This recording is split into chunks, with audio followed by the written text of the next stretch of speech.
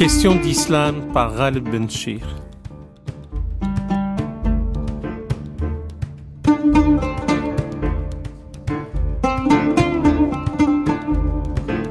Aujourd'hui, nous parlons de l'épistémologie du réel. Alors, de quelle épistémologie s'agit-il? Qu'est-ce que c'est que ce thème? L'épistémologie coranique du réel, avec le grand imam de Bordeaux, Tariq Obrou. Tariq Obrou, bonjour. Bonjour. Je suis extrêmement heureux de vous avoir en ligne via l'application Lipotite, puisque vous êtes à Bordeaux et vous nous faites l'amitié de nous donner d'abord de votre temps et de partager avec nous votre savoir. Le nous, ce sont davantage nos amis auditeurs qui vous en sauront gré. Alors, pour dire les choses en toute simplicité, je vous ai entendu dans un colloque international à Genève où vous avez fait une communication intitulée « Pour une épistémologie coranique du réel ». Je ne sais même pas s'il y avait le pour ou pas. Et je m'étais dit, si cette communication pouvait être bien détaillée pour nos auditrices et nos auditeurs, ce serait bien. Alors, l'épistémologie, en gros, c'est un discours rationnel, une étude, une théorie sur le savoir, sur la science, sur la connaissance. Qu'est-ce que c'est, si je devais faire l'exégèse du titre, pour une épistémologie coranique du réel, qu'est-ce que cela veut dire, cher Tariq Obrou? J'entends par épistémologie un mode de connaissance qui convoque plusieurs dimensions de l'être humain, puisque nous pensons la connaissance à travers notre dimension corporelle, biologique, temporelle, à travers une épistémé, c'est-à-dire une façon de comprendre les choses liées à une époque donnée en fonction des connaissances disponibles à chaque époque, mais également l'épistémologie convoque l'imagination créative, l'intuition, l'instinct. Et donc l'épistémologie coranique, c'est une épistémologie qui s'inspire de la révélation coranique comme un mode de communication entre le ciel et la terre, une information qui surgit dans l'esprit du prophète. Il faudrait faire une petite distinction ici entre la notion de le wahi, la révélation, et le mushaf, c'est-à-dire le corpus, cette photographie. Le codex. Le codex qui a été fixé, qui n'est qu'une photographie de cette révélation. Ce qui va m'intéresser ici, c'est la scénographie de la révélation, le dynamisme de cette information qui a interagi avec le réel pendant 23 années. Donc pour comprendre ce texte, il faut faire un montage qui convoque beaucoup d'imagination pour pouvoir justement suivre le dynamisme de cette révélation en interaction avec ce que j'appelle le moment coranique, c'est-à-dire une parole de Dieu qui fait éruption dans le monde temporel et qui compose avec une réalité dynamique, cinétique, et qui se déplace par essence. Ce qui peut expliquer beaucoup de changements dans les fréquences et les informations coraniques. Donc il faut passer du texte, justement, à la notion de la révélation pour pouvoir redescendre, pour pouvoir comprendre les significations du texte. Le réel, j'entends par réel, le réel du moment coranique, donc comprendre comment la révélation a composé avec la réalité anthropologique, historique, ethnologique de l'époque, du contexte mécois, puis médinois, puis de manière plus générale, le monde de cette époque-là. Au 7e siècle. Au 7e siècle. Et puis, il y a un deuxième réel qui va nous intéresser, c'est le réel d'ici et maintenant. Donc, il y a en réalité deux épistémologies herméneutiques, comprendre le texte dans le contexte de la révélation, qui part de la réalité de la révélation pour en saisir les significations qui sont relatives, c'est-à-dire à l'universel, qui s'incarne dans le particulier du moment coranique, mais comprendre le texte ici maintenant, il faut partir d'une épistémologie du réel, comprendre notre époque pour pouvoir développer une théorie herméneutique pour saisir le sens universel du message coranique. C'est un travail d'archéologie d'herméneutique pointue pour pouvoir saisir ce souffle, puisque le Coran se définit comme un souffle. Le Coran dit وَكَذَلِكَ أَوْحَيْنَا إِلَيْكَ رُوحًا مِنْ أَمْرِنَا. Ainsi nous t'avons révélé un souffle de notre part, donc c'est Dieu qui parle dans le Coran. Ce souffle a pris corps dans la lettre arabe, mais également a pris forme dans le corps social et anthropologique de l'époque. Comment faire sortir cet esprit, l'extraire, stinbat, extraire cet esprit pour pouvoir l'envelopper et l'intégrer dans le corps social et historique qui nous occupe ici et maintenant. Bien, Tal Kobrou, le devenir même du fait coranique ou du phénomène coranique, comme disent certains, dans le temps, ça ne nous appartient pas, parce que d'aucuns diront « Oh, vous savez, la révélation n'aura pas d'effet dans 3000 ans, 4000 ans, tout cela relève de la longue et lente maturation de la connaissance de l'humanité. Mais pour ce qui nous concerne maintenant, si je vous suis, si je comprends bien, on a un Dieu qui parle aux hommes, sa parole lui est consubstantielle. Elle est descendue une première fois dans un empyrée céleste, et puis elle va être morcelée pour s'articuler dans l'histoire, entrer, épouser les contingences humaines, d'abord une première fois au 7e siècle de l'ère commune, dans un contexte bien particulier, et puis de nos jours maintenant, en faisant le saut de 15 siècles quasiment, comment tout cela résonne et influe sur la psyché de milliards d'hommes. Écoutez, d'abord la question de la consubstantialité de la parole et de Dieu est une notion qui a fait l'objet d'un âpre débat théologique sur la nature de cette parole. La majeure partie des théologiens, y compris les théologiens orthodoxes, ne confondent pas le Verbe de Dieu et Dieu lui-même. Le Verbe vient de Dieu, mais n'est pas devenu Dieu. Donc, pour les Ash'arites, il y a la parole ontologique de Dieu inaccessible à la simple raison humaine. On n'a que la trace, l'ibara, c'est-à-dire l'expression de cette parole dans la langue arabe pour le Coran, dans la langue hébreu pour la Torah, et dans la langue araméenne pour l'Évangile. C'est le même Dieu, c'est la même parole, mais qui s'exprime dans un langage humain. Nous n'avons que cette deuxième langue, cette deuxième parole. Même les Hanbalites ne confondent pas justement la nature de la parole de Dieu qui est naturelle et son éruption dans l'histoire, ce qu'ils appellent la parole essentielle, substantielle, l'aïn, c'est-à-dire en vérité nous n'avons que cette substance qui s'exprime dans le temps. Donc bien sûr les Mu'tazilites, eux, ils ont une autre économie de la communication divine, puisqu'ils pensent que Dieu n'a pas communiqué directement, mais il a créé cette parole en dehors de lui.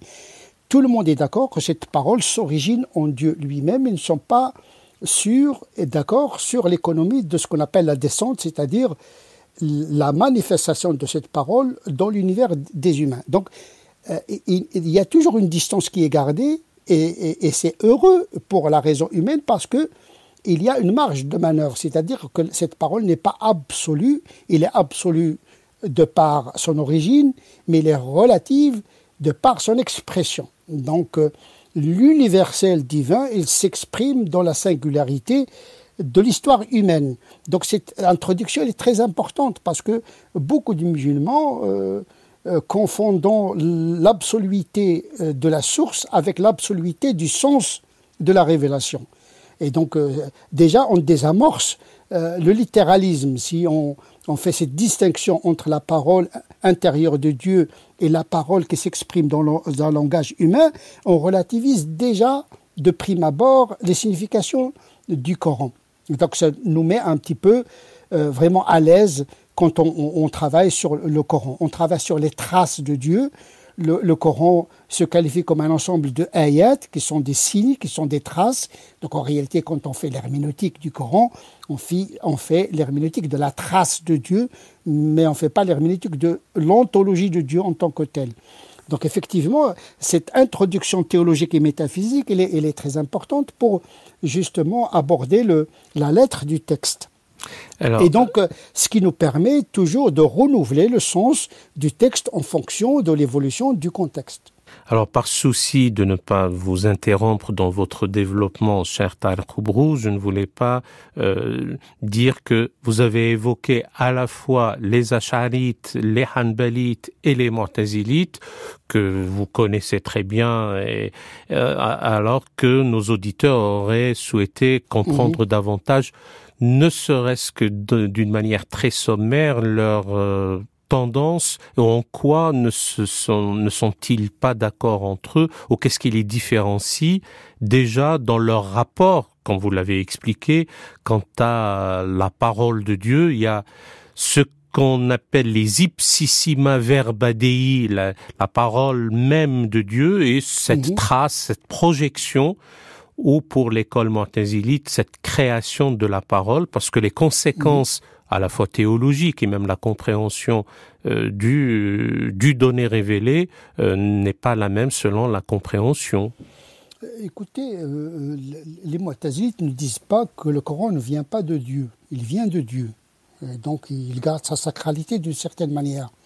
Et d'ailleurs, les mu'tazilites étaient les moins férus de l'exégèse du Coran, paradoxalement, même s'ils ont impacté définitivement toute la théologie musulmane, puisque cette pensée très forte des Mu'tazilites a poussé les Ash'arites à faire cette distinction justement entre la parole ontologique et la parole exprimée. Et même les Hanbalites, ils ont fait la distinction entre la nature de la parole de Dieu éternelle et son expression relative historique qui est entre nos mains. Donc d'une manière ou d'une autre, tout le monde est d'accord sur l'origine divine du Coran, mais ils ne sont pas d'accord sur les modalités de cette éruption de cette parole. Donc en réalité, au fond, ça n'a pas beaucoup d'impact sur l'herméneutique du texte, puisque le texte, il s'offre à toutes les raisons, quelle que soit l'économie de la descente, quelle que soit l'économie de la théologie de la révélation à laquelle on adhère. Puisque les Mu'tazilites, les Ash'arites et les Hanbalites, ils ont interprété le Coran des mêmes manières épistémologiques. Ils ont convoqué des théories linguistiques, le madhahib nahwiya, ils ont adhéré à des écoles de grammaire pour pouvoir accéder au sens. Ils avaient également des approches de asbab nuzul, les circonstances de la révélation. Donc en réalité, ils ont convoqué presque les mêmes disciplines de l'exégèse musulmane. Leur pratique de l'exégèse, on ne voit pas de grande différence entre l'approche mu'tazilite et l'approche hanbalite et l'approche ash'arite quand il s'agit d'interpréter le codex, le scripturaire. Alors, Tariq Oubrou, dans ce cas, la conséquence de tout ce que vous développez, c'est qu'il n'y a aucune raison, j'allais vous poser cette question un peu plus tard, un peu plus loin dans l'émission, mais je le dis d'emblée, c'est que il n'y a aucune raison de donner une valeur anhistorique ou métahistorique ou atemporelle à quelques dispositions ou telle norme qui finalement ne concernait que le peuple récipiendaire de cette trace de la parole divine. Oui, en effet, tout dans le Coran n'est pas absolu. Dès le Moyen-Âge, beaucoup d'exégètes, qu'ils soient mu'tazilites ou ash'arites ou hanbalites, ils savent qu'il y a des choses qui sont uniquement en rapport avec le contexte coranique. Il y a même cette règle qui dit ce qui compte dans l'exégèse, c'est pas le sens absolu du verset, mais le sens circonstanciel du verset. C'est la doctrine shafi'ite, c'est la doctrine hanbalite, c'est la doctrine malikite. La majeure partie des exégètes, quelle que soit leur option théologique, ils considèrent qu'il faut toujours resituer le sens circonstanciel du verset et par la suite, est-ce qu'il est universalisable ou pas. C'est dans l'universalisation du circonstanciel dont il s'agit. Moi-même, j'ai inventé une subdivision pour rendre les choses plus claires. Il y a dans le Coran des passages principiels, tels que l'appel à la justice. Inna Allah ya'muru bil adli wal ihsan. Dieu ordonne la justice et la charité, ce qui suppose le pardon. Donc c'est un passage principiel, mais en même temps, il traduit ce passage principiel dans des dispositifs juridiques concernant l'héritage, concernant le droit des femmes, etc. C'est une justice relative à un moment coranique. Ce qui va intéresser le canoniste ou bien le théoricien de la loi, c'est l'esprit de la loi et pas forcément le produit final coranique.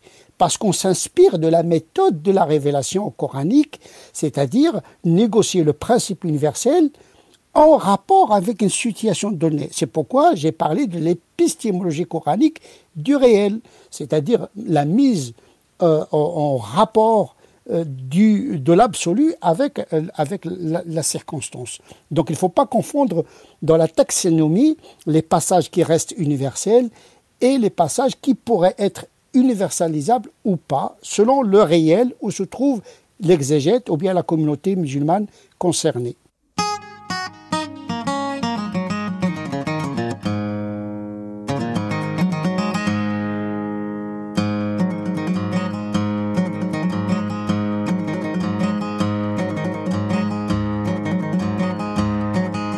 Alors nous sommes sur France Culture dans l'émission Questions d'Islam et aujourd'hui nous parlons à la fois d'exégèse, d'herméneutique, de commentaires, de compréhension du texte révélé du Coran avec le grand imam de Bordeaux, Tarek Koubrou, et le titre de l'émission c'est « Pour une épistémologie coranique du réel » avec ce saut ou ce passage de ce qui est essentiel au sens premier du terme et ce qui est conjoncturel, circonstanciel, s'articulant dans l'histoire, transmis par des cultures et appréhendé par la psyché humaine et épousant les contingences des hommes. Pour cette deuxième partie, Tarek Koubrou, le débat actuel et dans une émission précédente, il y avait un intervenant, Hamadi Redissi pour le nommer, qui disait le drame des sociétés musulmanes, c'est de n'avoir pas opéré une sorte de rupture avec le passé concernant l'entrée dans la modernité. Pour lui, il y a une sorte de tuilage, une sorte de continuité comme ça, avec cette compréhension d'une épistémologie du réel pour aborder le Coran. Faut-il une rupture ou rester dans la continuité en l'adaptant? Pour ma part, ni intellectuellement, ni psychologiquement parlant, je ne suis favorable aux ruptures. Il faut toujours s'inscrire dans une continuité sélective, éclectique. Tout n'est pas faux dans la pensée médiévale musulmane. Je pense même qu'il y a des aspects très modernes dans la pensée classique musulmane. Encore faudrait-il la maîtriser et la connaître, parce que l'âge classique a produit une théologie très sophistiquée, une mystique très pointue, un principe, usul al-fiqh, les fondements du droit, qui est une discipline très très très complexe, très nuancée. Donc tout n'est pas faux dans le passé. Le problème, c'est les savants contemporains. C'est l'incapacité des savants musulmans aujourd'hui d'articuler un savoir qui est déjà disponible avec le savoir contemporain. Nos ancêtres musulmans, ils ont développé une théologie, par exemple, en rapport avec la physique d'Aristote. Aujourd'hui, il y a la physique quantique, il y a la biologie moléculaire, il y a l'informatique. C'est avec ce monde-là qu'il faudrait aujourd'hui discuter, mais le paradigme est déjà là, je pense. Il faut le trouver dans la pensée médiévale. Bien sûr, il y a beaucoup de choses qui pourraient nous choquer aujourd'hui, parce qu'ils ont pensé l'islam à leur époque.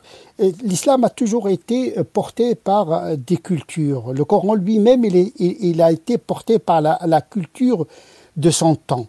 Et donc c'est ce que j'appelle la théologie d'acculturation. C'est-à-dire une religion a besoin, pour être reçue et transmise, d'une culture. Donc à condition de ne pas confondre l'enveloppe culturelle avec le noyau et l'esprit de ce message-là. Toute la difficulté, c'est de faire ce discernement, la chose qui change et la chose qui ne change pas dans ce dispositif musulman. Donc effectivement, moi les ruptures, j'aime pas trop les ruptures. Encore faudrait-il savoir avec quoi on rompt. On rompt avec quoi? Oui. Donc il faut maîtriser la complexité de la pensée ash'arite. C'est pas pour la reproduire, mais au moins la connaître et puis avoir une raison critique. Ce sont des gens qui ont fait ce qu'on appelle l'ijtihad. Ils ont fait leur travail à leur époque. Donc faisons le nôtre à notre époque. Peut-être que je ne reproduis pas la pensée de Hamad Eridissi, mais d'une manière générale, peut-être que cette idée de revenir au texte sola scriptura, comme auraient dit nos amis protestants, oui. Et tenir compte certes de tout les corpus second au pluriel, mais ne pas les considérer comme essentiels. Revenir dans cette épistémologie du réel à la source primaire. Oui, c'est clair, c'est ce que j'essaie de faire modestement. Bien. Mais alors, on ne peut pas faire l'économie d'une connaissance de 14 siècles. Par curiosité intellectuelle, il faudrait savoir ce que les gens, par le passé, ont dit. Et puis bien entendu. Et donc, l'incapacité de ces savants musulmans, je suppose que vous parlez des théologiens ou de philosophes ou d'intellectuels musulmans, est due à une paresse ou au champ du savoir qui est étendu, ou surtout, ce qui serait encore plus grave, c'est leur méconnaissance de ce qui a été produit dans d'autres contextes, et notamment en Occident, cette fameuse séquence moment Descartes, moment Freud, et ce qu'il y a entre les deux, et qui peut-être a été totalement marginalisé ou ignoré, au lieu de l'ingérer, de l'assimiler, de l'étudier, de la critiquer et de la dépasser. Oui, et certainement il y a une incapacité déjà à saisir ce qui a été produit par le passé, parce que un Ghazali dans le Mabahith al-Sharqiyya, dans son ouvrage de théologie, je vous assure, en le lisant... Mabahith al-Sharqiyya, ce sont des études, des recherches orientales, mais en vérité c'est de la théologie. Oui. Mais en vérité, vraiment, ça donne la migraine. C'est pire que les ouvrages de Hegel. C'est compliqué, c'est complexe. Donc il faut savoir ce que les autres ont produit en matière...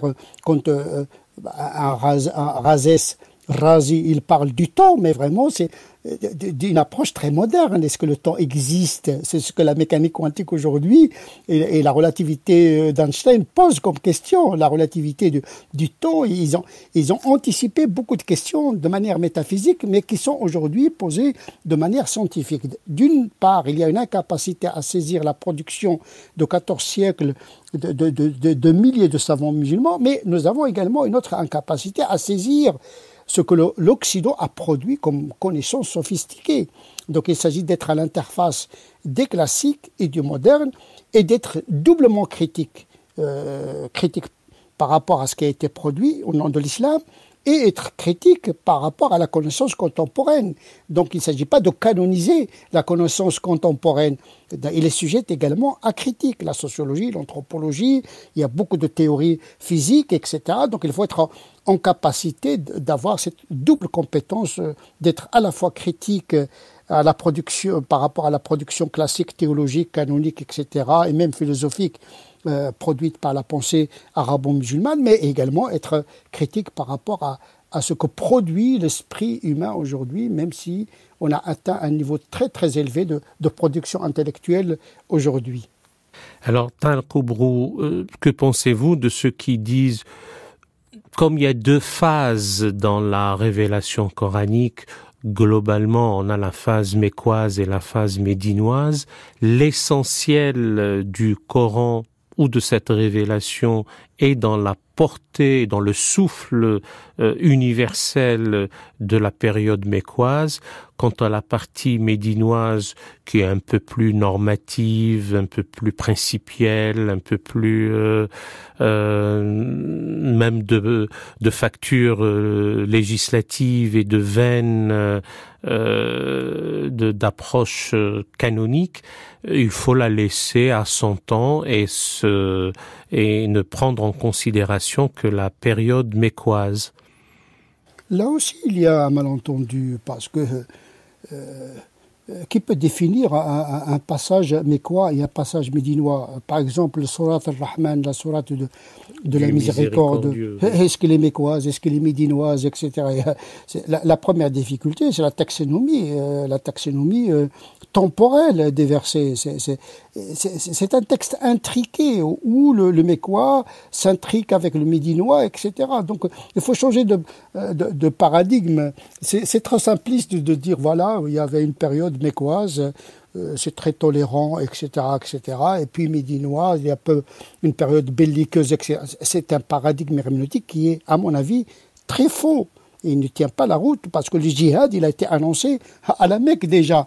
De quel djihad s'agit-il? C'est-à-dire, en réalité, la taxonomie la plus appropriée, c'est de serrer le passage principiel qui n'a rien à voir avec la période mécoise ni médinoise, et puis les passages principiels qui n'ont rien à voir avec la période ni mécoise ni médinoise. Donc il faut changer de gravité herméneutique en sortant de cette dichotomie mécois-médinois qui ne répond pas à la complexité de la taxonomie des versets qui parfois pose un grand problème pour les exégètes parce qu'il y a des passages et des sourates dont on ne sait pas est-ce que véritablement ces sourates, ces chapitres relèvent de la période mécoise ou de la période médinoise. Donc il y a une difficulté.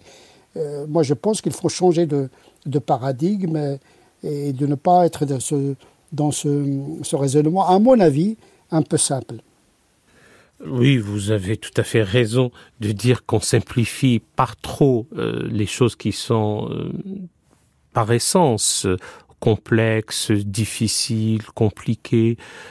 Simplement, et le simplement n'est pas une restriction, dans le domaine, par exemple, de la liberté, j'ai en tête l'œuvre de Benjamin Constant quand il parle de la liberté des anciens comparée à celle des modernes. Donc il y a des libertés, la liberté politique et collective et la liberté individuelle.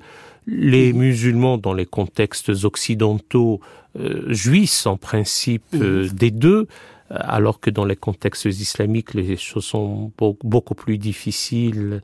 Et comment expliquez-vous, en lien justement avec cette épistémologie du réel, que là où il y a davantage de liberté, il y a une sorte de crispation identitaire et l'on abdique en quelque sorte sa propre liberté dans une approche quasi fanatique, je peux même enlever le quasi des choses. Mais écoutez, d'abord il faudrait peut-être rappeler que l'islam au départ était une religion qui est devenue une civilisation, une identité au fil de l'histoire. Et à un moment donné, l'identité et la logique de la civilisation a pris le dessus sur cet esprit de la religion qui est initialement purement spirituel. Et donc il y a une confusion entre l'appartenance à une spiritualité et l'appartenance à une culture, à une civilisation, à une identité. Donc c'est la logique d'identité aujourd'hui qui prend le dessus sur la logique du spirituel qui, par essence, il circule dans une continuité avec n'importe quel contexte. Donc la logique anthropologique, la logique psychologique l'emporte souvent sur la logique d'une religion qui se veut une religion d'altérité par essence. Donc il faut faire le discernement également dans le comportement des musulmans, ce qui relève de l'identité historique qui est due à un effondrement d'une civilisation qui se répercute négativement sur l'identité émiettée d'un certain nombre de musulmans et qui pousse justement à une crispation intellectuelle, parce que le psychologique il est lié à l'intellect. Donc quand on est dans une posture de pensée, de mentalité assiégée, d'une pensée victimaire, etc. Donc le rapport au texte, il serait un rapport biaisé. C'est pour cette raison, la condition nécessaire pour interpréter les textes, c'est d'être dans une disposition presque mystique, être non localisé ici et ailleurs en même temps, avoir un recul spirituel et moral, et de ne pas instrumentaliser la religion pour des raisons politiques, économiques, identitaires, et qui n'ont rien à voir avec l'essence même d'une religion qui cherche la paix. Le propre de l'islam, c'est la paix. Une religion ne peut pas prospérer dans le conflit, dans les tensions, parce que son objet premier, c'est la transcendance et la connexion avec le divin. Or, on ne peut pas avoir une relation avec Dieu dans le conflit, parce que le cœur du message coranique, c'est Dieu, ce qui est au centre de... C'est comment se dépasser. Une religion, c'est le dépassement de soi pour réaliser une altérité avec le divin, afin de réaliser par la suite une bonne altérité avec autrui, musulman ou pas. Tariq Oubrou, c'est vrai qu'il y a une confusion, en tout cas au moins à l'oreille, entre l'islam avec la majuscule, l'islam avec la minuscule, la religion, la civilisation. Mais de toute façon, l'islam était un ordre politico-religieux quand il s'agit du Moyen-Âge, parce qu'à l'époque, la notion de citoyenneté n'était pas aconfessionnelle, il n'y avait même pas de notion de citoyenneté. Néanmoins, une production, pour rester dans des choses très classiques et simples, d'un Al-Farabi mort en 950, avec sa cité vertueuse, ou plus exactement les idées, les opinions des habitants de la cité vertueuse, pour lui, la conquête du bonheur et la quête du salut devait même dans certains cas se faire sans le recours ni implicite ni explicite à la révélation. Donc il y a une mission qui incombe à l'homme, c'est peut-être tahsil al-sa'ada, la conquête du bonheur ou l'aboutissement au bonheur. Oui, sauf que dans la religion, il s'agit d'un régime de vérité. C'est pas la quête du bonheur pour le bonheur. Un bonheur sans vérité n'a aucun sens dans l'économie de la religion révélée. Donc il s'agit d'abord de la vérité. Donc ça, c'est un autre sujet. Sa'ada, c'est quoi le bonheur, etc. Ça aussi, c'est un autre débat. Bien sûr, on peut être dans la rectitude, on peut être dans le bonheur sans le secours de la révélation, ça c'est clair. Sauf que la révélation apporte une notion de la vérité, notamment la vérité sur Dieu lui-même. Quant à la question de la confusion entre le politique et le théologique, il est né avec l'islam lui-même. Déjà à l'époque de Médine, le prophète avait la tâche de gérer le temporel, l'aspect temporel de la cité, mais cela ne faisait pas partie de sa fonction prophétique, puisqu'il a refusé d'être qualifié roi. Il disait à ses compagnons, « Je ne suis pas roi, je suis le serviteur et le messager de Dieu », pour ne pas confondre justement entre sa mission prophétique et sa gestion temporelle de la cité. Il y a un ouvrage célèbre à cet égard-là qui fait la taxinomie des comportements du prophète. Il s'appelle Al-Ihkam fi Tamyiz al-Fatawa an al-Ahkam wa Tasarrufat al-Qadi wal-Imam, c'est-à-dire les lois concernant le discernement entre la logique de la fatwa, la logique de la loi théorique et le comportement du juge et de l'imam en tant que chef temporel. Et le prophète a concentré presque toutes ces fonctions-là. Mais il y a une partie qui ne relève pas du régime de la révélation. Ces jugements n'étaient pas des jugements révélés. Parfois, il faisait des fatwas et se trompait, donc il y a le Coran qui le rectifie. La gestion du temporel, bien sûr, ne faisait pas partie de son... Donc déjà, on a besoin de remonter justement jusqu'à l'origine justement de l'islam pour distinguer ce qui relève d'une révélation, et dans la révélation, ce qui relève de ce qui est permanent, de ce qui est circonstanciel. Donc il y a un problème très complexe de discernement. Al-Furuq, d'ailleurs le Qarafi, l'auteur de cet ouvrage, oui, Shihabuddin, le grand malikite, qui était en même temps un artiste aussi, qui était un sculpteur et qui maîtrisait la connaissance classique et la connaissance profane de son époque, eh bien, il a commis un ouvrage monumental qui s'appelle Furuq, c'est-à-dire le discernement, la séparation des ordres. Donc à cet égard-là, il y avait dans les comportements du prophète plusieurs dimensions, dont certaines ne relèvent pas de sa mission prophétique. Et on a besoin de ce discernement pour pouvoir justement serrer les enseignements de l'islam, ceux qui sont valables pour nous aujourd'hui et ceux qui ne le sont plus. Tariq Oubrou, il y a deux choses.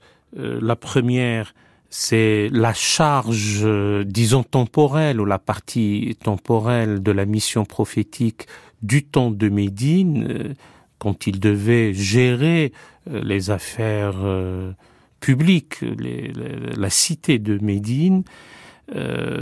Ça ne devait pas être transmis après lui, parce que ce n'était pas une charge dynastique, et donc ça devient une affaire proprement humaine. Donc à aucun moment cette partie-là n'a été une charge héréditaire. Et le second point, c'est le rapport avec ou à la vérité. Si le Coran en autoréférence, et notamment dans la sourate, les versets détaillés, le verset de mémoire, je le dis sous votre contrôle, 53, 54, nous leur montrerons nos signes dans les horizons et en eux-mêmes jusqu'à ce qu'il leur apparaisse que ceci est la vérité ou est le vrai, et ne se suffit-il pas de ton Seigneur alors que sur toute chose il est témoin.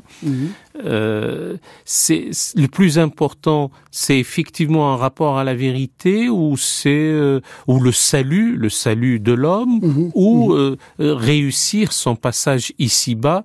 C'est pas pour que je marque bout à la notion du bonheur. C'est quelle est justement la destinée de l'homme. Vous avez raison d'évoquer ce passage, parce que ce passage est un fondateur de toute l'épistémologie herméneutique, dans le sens où on ne peut pas comprendre le Coran si on n'ouvre pas les deux autres livres, le livre naturel cosmique et le livre anthropologique, c'est-à-dire chercher la vérité dans l'homme lui-même, et dans la nature et dans la création. On ne peut pas lire le Coran, uniquement le Coran. Le Coran, c'est un ouvrage, c'est une révélation ouverte sur d'autres modes de connaissance et d'information. Il propose une vérité, mais cette vérité ne s'impose pas. Il propose la vérité de Dieu, il confirme la vérité de Moïse, la vérité de tous les prophètes de la Bible, puisque nous sommes dans une religion monothéiste. Mais le salut, c'est autre chose. On peut être dans l'erreur dans ce bas monde et avoir le salut de l'au-delà. Donc il faut séparer également les deux ordres, l'ordre eschatologique et l'ordre de la vérité accessible à l'être humain. Ce qui est demandé à l'homme, c'est de chercher la vérité sincèrement et pas de l'obtenir. Il n'y a pas d'obligation de résultat avec Dieu, tel que je le comprends à travers les textes. C'est que il y a des athées qui sont honnêtes.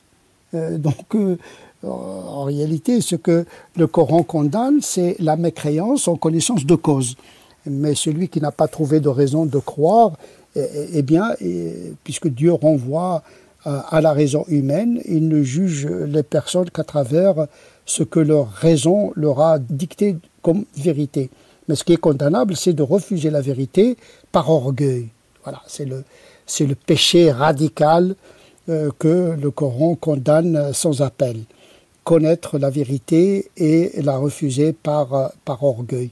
Le reste, le salut dans l'au-delà, c'est dans la main de Dieu, qui est miséricordieux par essence. Mais oui, parce que confondre toutes les vérités, c'est tuer l'humanité. Et puisque le Coran fait l'éloge de la diversité. Ils seront toujours divergents. Et c'est Dieu qui va juger le jour du jugement dernier quant à leur divergence. Et donc effectivement, le musulman doit être en tout cas très serein. Il a sa vérité, mais il n'exclut pas les autres, parce qu'il a une vérité. C'est-à-dire qu'il doit donner place dans sa vérité à autrui, puisque Dieu a donné la place à tout le monde, d'une certaine manière.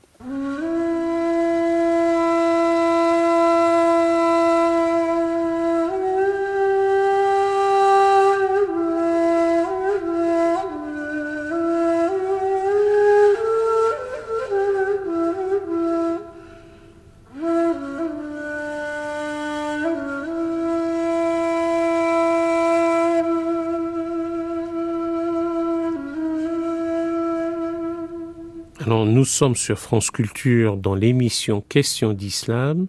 Aujourd'hui, avec le grand imam de Bordeaux, Tariq Obrou, nous parlons d'une épistémologie coranique du réel afin de comprendre les motivations, les attendus, une propédeutique même de la révélation coranique. Et quand vous parliez, Tariq Obrou, du rapport avec la vérité, si je puis me permettre une question, non sans un brin de provocation, et quand bien même on aurait refusé la vérité, même par orgueil, ça ne passerait pas sous le registre d'un délit d'opinion, et alors où c'est si grave qu'il y a une déchirure dans l'harmonie du monde et dans l'ordre cosmique? Oui, c'est pour cette raison, beaucoup de savants pensent que l'enfer n'est pas éternel et que l'homme n'a pas créé l'homme pour la souffrance éternelle et que la béatitude est la fin des fins. Donc, bien sûr, il y a le côté toujours de la morale. Est-ce qu'on peut avoir une morale sans le rapport avec la religion? C'est un débat très ancien et d'actualité. Mais personne, comme je l'ai souligné, ne peut pénétrer l'intention et la pensée ontologique de Dieu. Puisque le prophète lui-même dit « Je ne sais pas ce qu'il adviendra de moi ni de vous-même ». Voilà, être dans l'islam ne veut pas dire que je suis, voilà, j'ai déjà les deux pieds dans le salut. Au contraire, il faut toujours rester modeste et humble devant la vérité. Et donc le Coran, c'est une vérité, mais il faut chercher la vérité dans la vérité. Nous sommes créés pour connaître, et on revient à la question de la connaissance. Et oui, Dieu a créé l'homme faillible, telle est sa volonté. Le péché en tant que péché n'est pas un péché. Le péché devient un péché lorsqu'il est justifié. Lorsqu'il est justifié. Et donc, mais tout péché est susceptible d'être gracié par la seule miséricorde de Dieu. Donc il y a ce que j'appelle le joker divin. Ça, personne ne peut se prononcer à la place de Dieu. Donc restons humains et humbles et tolérants. Oui, sortir, et davantage que la tolérance qui pourrait trahir une attitude asymétrique entre le toléré et le tolérant, qu'une exigence de respect, d'amour, de bonté, de miséricorde. Mais vous aviez raison de souligner cette nuance. Quand j'ai dit tolérance, c'est bien sûr accepter cela, puisque le Coran, il ne s'agit même pas de tolérer les autres, mais d'accepter un dessein divin. Accepter le dessein divin, et c'est pour parler d'une manière très simple et prosaïque, je n'arrive pas à comprendre moi-même que d'aucuns disent que pour peu qu'on a hérité son islam de ses parents, on va jouir des délices paradisiaques, alors qu'une mère Teresa ou un abbé Pierre ou un juste parmi les justes périrait par le feu de l'enfer parce qu'il n'a pas reconnu la prophétie mohammedienne. Dans cette épistémologie du réel, quelles sont les répercussions pratiques, notamment pour la jeunesse, afin de comprendre, parce que vous et moi sommes maintenant dans des cimes éthérées d'un débat intellectuel, mais sa partie pratique, comment la voyez-vous, cher Tariq Obrou?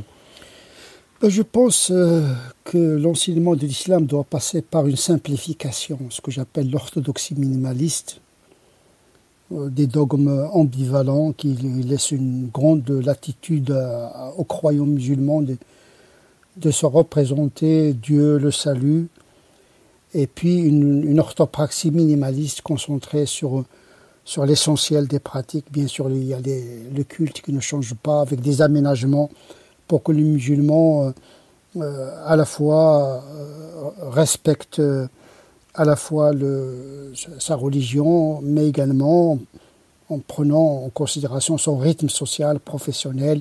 Donc il y a toujours des principes cultuels avec des aménagements dans la pratique. Donc réconcilier la fermeté des principes avec la souplesse dans la pratique. Donc il faut simplifier, parce que je pense qu'il ne faut pas trop angoisser le musulman par des boulets normatifs à outrance, parce que trop de religion tue la religion, trop de pratiques asphyxie la pratique, et donc il faut une pédagogie de l'essentiel, de se concentrer sur la bonté, la charité et les pratiques spirituelles et l'ouverture sur l'autre. On ne peut pas aujourd'hui vivre sa religion dans des sociétés mondes intriquées où toutes les religions, toutes les convictions, toutes les confessions se côtoient. On ne peut pas aujourd'hui vivre sa foi sans cette dimension d'altérité, vivre sa foi avec l'autre qui est différent. Aujourd'hui, il faut changer complètement d'interprétation de la religion, parce que notre monde a brutalement changé. Nous sommes dans un monde où tout est imbriqué, donc il faut savoir avoir une éthique d'altérité, une théologie d'altérité, une spiritualité qui ouvre sur l'autre, et pas une religion qui se transforme en bouclier identitaire de protection. La religion est faite pour créer des ponts et pas pour créer des murs et des frontières.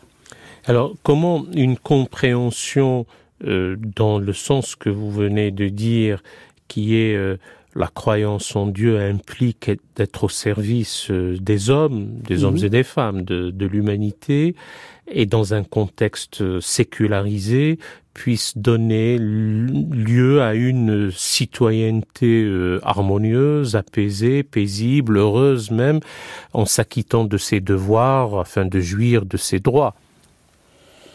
Oui, il faut réconcilier entre sa citoyenneté céleste, spirituelle, et sa citoyenneté terrestre française, dans le contexte que nous connaissons, de la République laïque, dans une société très sécularisée où la religion ne gère pas, ne conditionne pas la vie publique. Donc oui, il faut vivre sa religion à l'échelle individuelle avec les autres. Je pense même que la religion, théologiquement parlant, de l'islam, est une religion de l'individu, puisqu'il ne s'agit pas d'une religion d'église ni d'un peuple, mais de l'individu en connexion directe avec le divin. Donc la communauté spirituelle ne veut pas dire communautarisme. Il faut toujours apprendre à nos enfants, en tout cas musulmans, de cultiver l'individualité, de l'esprit critique. Être dans une communauté religieuse ne veut pas dire être un clone parmi d'autres. Puisque Dieu est unique, il a créé l'homme unique à son image. Cultivons l'unicité et la singularité des êtres, y compris les êtres musulmans. Tal Kobrou, comment voyez-vous la manière d'irriguer cette jeunesse, le ruissellement? Alors, on a le ruissellement en économie, et je ne sais pas s'il est probant ou pas, mais le ruissellement au niveau des idées, et surtout les idées théologico-philosophiques, pour que ça puisse prendre pour notamment la jeunesse, mais pas uniquement. Il faut passer par une réfutation radicale des discours qui cultivent le séparatisme mental, qui crée une séparation intérieure, mentale, chez les musulmans par rapport à leur société. C'est vraiment condamner les musulmans à une disparition totale. Donc, il y a des discours qui ne sont pas forcément fanatiques, mais qui inspirent le séparatisme. Donc, ce que j'appelle, moi, une théologie préventive, il faut faire attention. Et là, j'adresse la parole aux imams, aux prédicateurs, aux youtubeurs, aux influenceurs musulmans qui, dans une logique identitariste ou économique ou je ne sais pas quoi, en train de cultiver le communautarisme aux dépens d'une spiritualité qui doit mettre le musulman en diapason par rapport à son environnement, notamment français.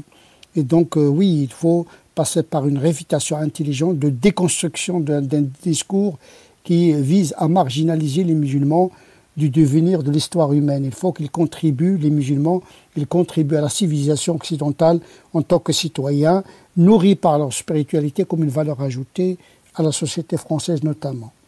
Merci infiniment. Merci, cher Tariq Obrou. Chers amis auditeurs, c'était l'émission Questions d'Islam et nous avons parlé de l'épistémologie coranique du réel avec le grand imam de Bordeaux, Tariq Obrou.